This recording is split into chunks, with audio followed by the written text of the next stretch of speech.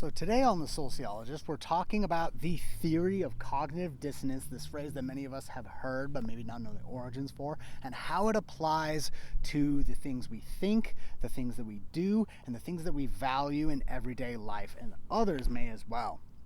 So cognitive dissonance is a phrase that many of us have come across, have used, but may not know the entire history of. Cognitive dissonance theory is a full-blown theory with experiments and studies done on it to this day, started by a gentleman named Leon Festinger in the 50s, 60s.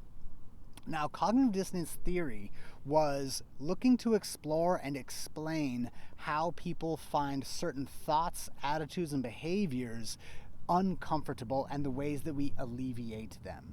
Now, Festinger was able to narrow this down to a trio of facets of this. First of which would be actions, behaviors, things that we can do. The second of which would be things that we believe in our thoughts, how we think of the world.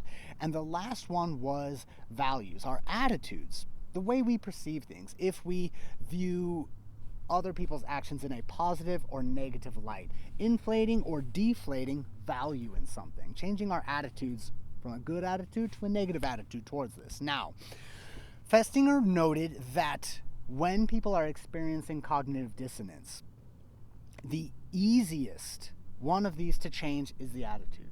We have had an entire life leading up to our habits that we do every day, do every week, the things that we choose to act in. We also have built an entire life of consuming media, friends, school, education, professional works, building what we think of the world around us and our place in it. From a therapeutic and mental wellness counseling standpoint, this can be kind of dangerous because this is the easiest one to change, but it won't be changing your actions or the way you think about the world, and it's kind of a band-aid. It is the easiest one to fall into alleviating an itch without actually treating the underlying symptoms. So an analogy I like to use for cognitive dissonance is that of a rock in our shoe. This is an itch, this is a discomfort, and we want to alleviate that discomfort.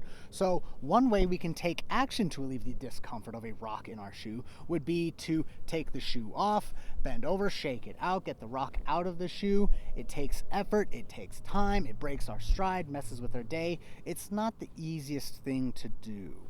Another way we may address a rock in our shoe is changing what we think about it. Now, we may be able to justify this by saying, oh, that's not a rock in my shoe, that's just a hangnail I have on my toenail. I'll take care of that later.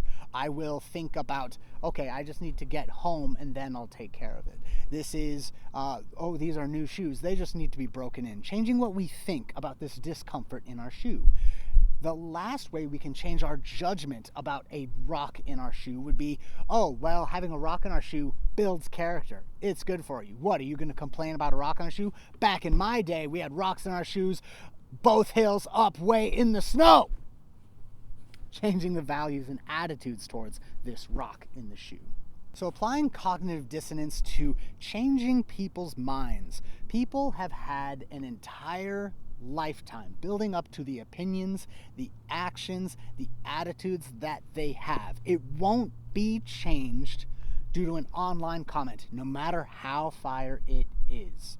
So we are very ill-equipped to change the actions of somebody when we're trying to change their mind. We are very ill-equipped to change the thinking of somebody that has built up their worldviews, their cultural beliefs for 10, 20, 30, 50 years of their entire life leading up to that. However, the easiest one to change is their values and attitudes.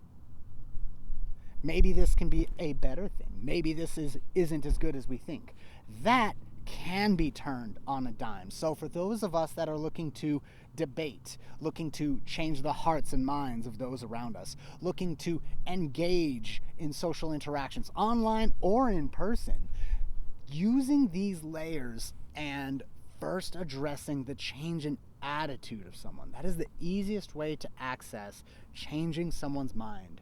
Another great thing about attitudes and the judgments that I said, changing our perception of our own actions, the actions of others around us. Again, this one goes on a sliding scale. We can inflate our value of something, say, actually, this is really good.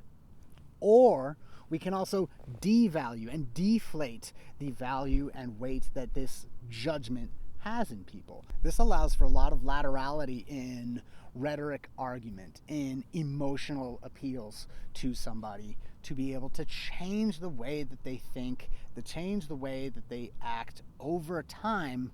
But we start with changing what we are valuing, changing how we feel about something.